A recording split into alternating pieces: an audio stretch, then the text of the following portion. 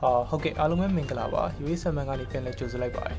ဆိုတော့ကျွန်တော်ဒီဘက်မှာတော့လက်တလုံးမပြီးသွားတဲ့ဒီ Figma ConFig ပေါ့နော်2023ပွဲမှာသူတို့နည်းနည်းလေး feature အသစ်လေးစပြီးမိတ်ဆက်ပေးခဲ့တယ်ဟိုတို့ဒီ variable တို့ auto layout တို့ပြီးတော့ဒီ advanced prototyping တို့ပြီးတော့တခြား developer mood တို့လည်းပါတာပေါ့ဒီကောင်ကတော့နည်းနည်းလေးပို့ပြီးတော့ next level ကိုလည်းသွားရပဲပြောရမယ်သူ့ရဲ့ feature တွေကတော်တော်လေးကို strong ဖြစ်လာပြီးတော့သုံးရလည်းပို့လွယ်လာဒါကြောင့်လူတွေတော်တော်များလည်းစိတ်ဝင်စားကြတယ်အဲ့ဒါကြောင့်ကျွန်တော်တို့ဒီ UXMM ကနေပြီးတော့ prototyping တွေပြီးတော့ variable တွေပြီးတော့တခြား auto layout တွေအဲ့ဒါနဲ့ပတ်သက်ပြီးတော့ဒီ tutorial လေးပြပြပေးပါမယ်အခုဒီအပိုင်းမှာတော့ကျွန်တော် variable 3နည်းနဲ့ပတ်သက်ပြီး sharing လုပ်ပြမှာဖြစ်ပါတယ်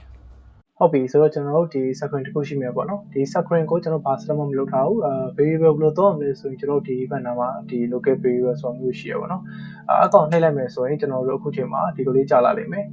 ဒီမှာ collection 1ဆိုတဲ့ table ကကြတော့ကျွန်တော်တို့ဒီဘယ်လိုပုံမလဲ folder နည်းနဲ့တူတူပဲပေါ့နော်ကျွန်တော်တို့အခုဘာမှမလုပ်ရသေးဖြစ်တဲ့အတွက်ဒီ create variable ဆိုပြီးတော့စနှိပ်လိုက်တဲ့အခါကျရင်သူက၄မျိုးကြာလာမယ်color တို့ number တို့ဒီ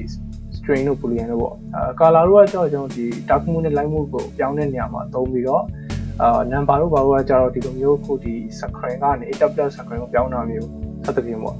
string တို့ဘာလို့ကကြတော့ဒီအဓိကအဖြစ်လေ language change တဲ့နေရာမှာပို့ပြီးတော့အသုံးရတယ်boolean ကြတော့ boolean data type ဒီအမြဲတမ်း true false ဖြစ်တဲ့အတွက်တနည်းအားဖြင့်အတူမိပိတ်တာတို့မိဖွင့်တာဆက်သဖြင့်ပေါ့ဟုတ်ပြီအဲ့တော့ကျွန်တော်အရင်ဆုံး color လေးနဲ့အရင်ဆုံးစမ်းကြည့်လိုက်မယ် color ရေးလိုက်မယ်color နေရာမှာကျွန်တော်တို့ကအပြာထည့်မယ်ဟုတ်ပြီအပြာထည့်မယ်လို့ထားအောင်ပေါ့နော်ပြာထည့်မယ်ဆိုတော့အရင်ဆုံးprimary ပေါ့ primary color ဆိုပြီးတော့ပေးလိုက်မယ်primary color ကိုကျွန်တော်တို့ဒီကနေပဲပေးလိုက်မယ်ပေါ့နော် primary color ပြီးသွားတဲ့အခါကျတော့နောက်ထပ် color တစ်ခုယူမယ်ဒီကောင်ကိုတော့ကျွန်တော်တို့ဒီ background color လို့ပဲပြောလို့ရမှာပေါ့အဲ့တော့ကျွန်တော်ဒီbackground color ဟုတ်ပြီဆိုတော့ဒီမှာတော့အဓိကအသုံးပြုစရာရှိနောက်တစ်ခုကကြတော့နဲ့အောင်ဆိုတော့နောက်တစ်ခါsecondary ပေါ့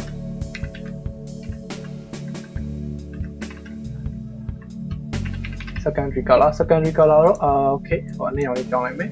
ဟုတ်ပြီအဲ့တော့ဒီမှာက color 3မျိုးရှိတယ်ဒီမှာလည်းကျွန်တော်တို့ဘယ်လိုအသုံးပြုလို့ရသေးလဲဆိုရင်ဒီကောင်းကို group ဖက်တာမျိုးပေါ့ဟိုမှာ black and white ကိုပဲကျွန်တော်တို့ကတနည်းအားဖြင့်အတူတစုရဲထားခြင်းတယ်ဆိုရင်ဒီလိုမျိုးယူပြီးတော့ new group session ပေါ့ new group session မှာဘယ်လို group ကိုခေါ်မလဲဟိုမှာ black and white ပေါ့ရှင်းလေးပဲပေါ့နော် black and white ပေါ့အဲ့ဆိုရင်ကျွန်တော်တို့ variable မှာဆိုရင် black and white ဆိုပြီးတော့တတိတထွက်လာပြီအဲ့တော့ပြောချင်တာတော့ brand ရောက်နေများလာတဲ့အခါမျိုးမှာဒီ button ရောက်နေသည်အများကြီးလည်းဖြစ်နိုင်တယ်အခါသလေးမှာ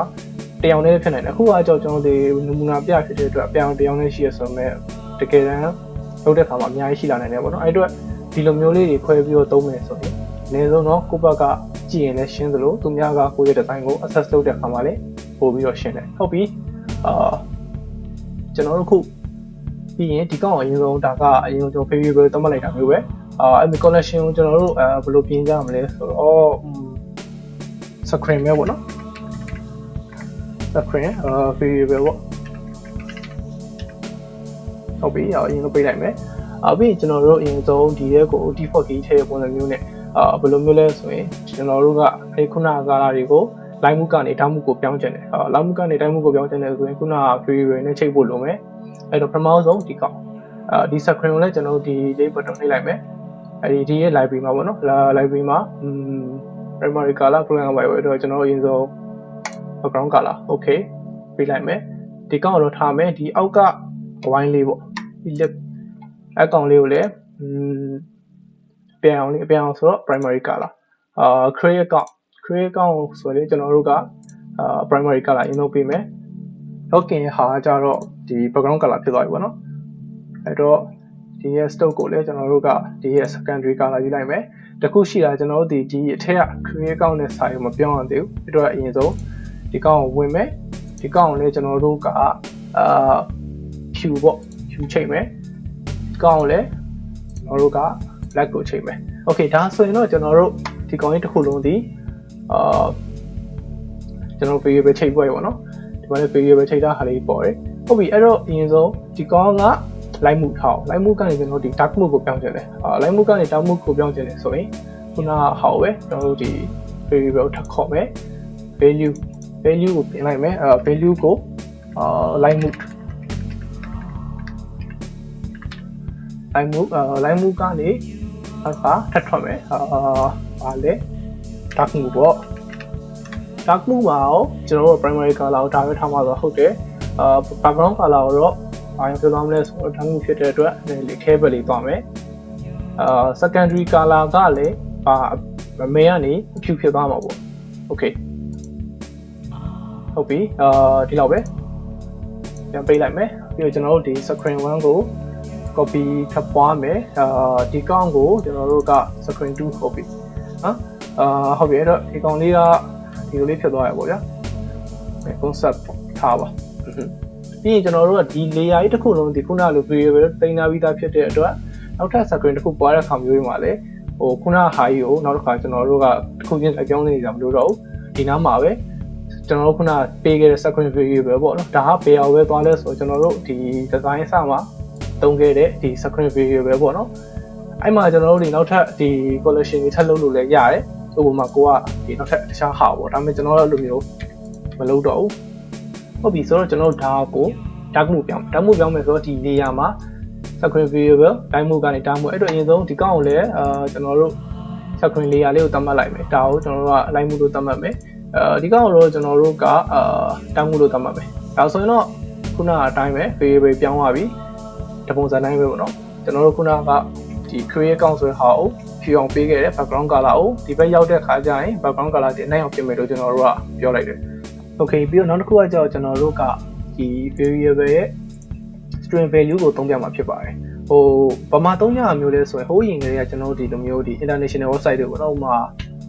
grab to food banner လို့ဆိုရင်ဒီမြန်မာ language တို့ Thai Singapore Malaysia စသဖြင့် language အများကြီးနဲ့သုံးထားကြတယ်ဟုတ်ပြီအမှကဘာဖြစ်လာနိုင်လဲဆိုတော့ဒီ consistency မရှိတော့ဘူးပေါ့ပြောချင်တာဒီ English language နဲ့လုပ်ထားတဲ့ဒီ framework မှာကြတော့ဒီ changes တွေရှိနေပြီးတော့မြန်မာ language နဲ့လုပ်ထားတဲ့အခါမှာကြတော့ changes တွေမရှိတော့ဘူးပြောချင်တာကproduct ကအများအား update ဖြစ်လာနိုင်တာမလို့တခုခုပြောင်းလိုက်တယ်ဒါပေမဲ့ပြောင်းလိုက်တဲ့ဟာကလည်းဒီမြန်မာဘက်မှာလည်းပြောင်းနေရတယ်အထူးသဖြင့် language က6မျိုးလောက်ရှိတဲ့ခါကျရင်တခု changes က language 6မျိုးလုံးကိုကျွန်တော်တို့ကလိုက်ပြောင်းနေရပေါ့ဟုတ်ပြီအဲ့တော့ကျွန်တော်တို့ပြန်နေစမယ်ဆိုအရင်ဆုံးဒီ control F နဲ့ဒီ framework ကိုယူလိုက်မယ် framework ရပြီဒါကိုကျွန်တော်တို့ကEnglish ENGLISH ပေါ့နော် English နောက်ခုတော့ကျွန်တော်တို့ဒီ Korean ပေါ့နော် Korea ဟုတ်ပြီအဲ့တော့ကျွန်တော်ခုနကတော့ဒီ count လေးကိုပဲယူလိုက်မယ်ဒီဖြစ်မယ်တော့ကျွန်တော်ပြီ okay ပြီးတော့ဒီကောင်အရင်ဆုံးကျွန်တော်ဒီ Korean language ကိုမပြောင်းဘူးမှာသူ့ကိုကျွန်တော်အရင်ဆုံး variable ပေးရမယ်ဆိုတော့ local variable မှာကျွန်တော်နောက်ထပ် create variable ဘာလို့လဲဆိုတော့ string ကိုမှဘာလဲဆိုကျွန်တော်ကအစမ်းပြဆိုတော့button ပေါ့နော် button ကို button content string value ကဘာလဲဟုတ်ပြီ string value ဒီဆက်စချင်းdefault မှာ create create account okay နည်းနည်းရှုပ်တယ်ဆိုတော့ line move down move တွေနဲ့ရှင်းတာတော့ဖဲနောက်ထပ် create တစ်ခုထပ်လုပ်လိုက်တော့ပို့ပြီးတော့နည်းနည်းလေးရှင်းမှထင်တယ် create account button content ပေါ့နော် button content value ကိုကျွန်တော်တို့ကဗာလဲဆိုတော့ English နောက်ထပ်နောက်ကိုထပ်ခေါ်မယ် is call Korean okay so ရပြီဒါတော့ variable ရှိတယ်ဒါကိုတော့ alien GAGE language လို့ပဲကျွန်တော်က variable တက်လိုက်မယ် string variable သွားပြီးတော့ဒီကောင်ကြီးဖြတ်လိုက်တော့ဟုတ်ပြီ language variable မှာတော့ကျွန်တော် group လုပ်ကြမှာဆိုတော့တခုရရှိအောင်ပြီးတော့ကျွန်တော်တို့ဒီမှာဒီဒါကတော့ create account ကိုပဲကိုရလို့ရေးတာပေါ့နော်ကျွန်တော်ဖတ်တဘူးစေရောဟုတ်ပြီအဲ့တော့ကျွန်တော်ဒီ copy ကို enter ခေါက်ဟုတ်ပြီအဲ့တော့ဒါဒီကျွန်တော်တနည်းအားဖြင့် variable သတ်မှတ်လိုက်ပြီပြောချင်တာကတော့ကျွန်တော်တို့ဒီ content တွေမှာရှိရဆိုရှိတဲ့ content တွေအင်းမှာ string value နဲ့ထိန်းထားလိုက်လို့ရတယ်ဟုတ်ပြီအဲ့တော့ဒါကိုပေးလိုက်တော့ပြန်ပြီးတော့ဟုတ်ပြီ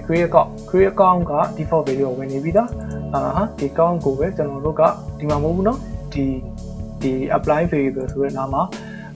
ဘာလဲ local variable အဲ့တော့မှာ create account yes ဒါလားဟုတ်တယ် create accountဟုတ်တယ်ဒါဆိုကျွန်တော်ဒီတနည်းအားဖြင့်သူ့ကိုဒီ ဒီ variable သတ်မှတ်လိုက်ပေါ့နော်ဟုတ်ပြီဒါကိုကျွန်တော်တို့ copy ကို ပြန်ချ control V နဲ့အခုတော့ language ကိုပြောင်းချင်လာပြီဆိုရင်ကျွန်တော်ခုန layer ဆိုတဲ့ panel ကိုသွားရတယ်layer လို့ဘာကြောင့်သွားရတာလဲဆို layer ဒီတနည်းအားဖြင့်ဘယ်လိုပေါ့မြန်မာလိုပြောရင်အလွှာပေါ့အဲ့တော့ကျွန်တော်တို့ခုနကဒီခြားလုပ်ခဲ့တဲ့မြဒီ number ပဲဖြစ်ဖြစ် string ပဲဖြစ်ဖြစ် boolean ပဲဖြစ်ဖြစ်အားလုံးကိုပြီးသွားလို့ apply ပြန်လုပ်ချင်တဲ့အခါကျရင်ကျွန်တော်တို့ကဒီ layer panel ကနေပဲသွားပြီးတော့ apply လုပ်ကြမယ်အဲ့တော့ကျွန်တော် apply လုပ်ပြီးတော့မေးတယ်ဘယ်ရလဲ screen variable လား language လားဟုတ်ပြီကျွန်တော် language ကမြက်ပေါင်းပြောနေတာလဲauto english ပေါ့နော်ဟုတ်ပြီအဲ့တော့ကျွန်တော်ကိုရီးယားပြောချင်တာအဲ့တော့ဒါဆိုရင်တော့ဒီ default value တစ်ခုကိုပေးလိုက်တာနဲ့ကိုရီးယားဖြစ်သွားပြီတကယ်ကဒီကောင်တဲ့ကဘာမှမဆိုင်ဘူးကျွန်တော်ဒီကောင်ဆိုတာကျွန်တော် content ကိုကျွန်တော် time နဲ့ထုတ်ထားတာတကယ်ကအရေးကြီးတာကပြောင်းမပြောင်းဆိုတာကဒီမှာပဲအရေးကြီးတယ်ပေါ့နော်တော့မှာမင်္ဂလာပါပေါ့မင်္ဂလာပါကိုရီးယားလို့ဒါဆိုရင်ဒီမှာ content ကပြောင်းသွားပြီအဲ့တော့ဘာတွေအများကြီးပိုတက်တာသွားလဲဆိုတော့ခုနလိုမျိုးဒီဘယ်လိုမျိုး color style စောက်တာကဟုတ်တယ်ဒါပေမဲ့ဒီလိုမျိုး beta version ထွက်လာပြီးနောက်ပိုင်းမှာပို့ပြီးတော့သူကောင်လေးရတုံးရတာကောင်းပါတယ်အောက်မှာဒီလိုက်မှုက brand identity ကိုခင်းအောင်ပြောင်း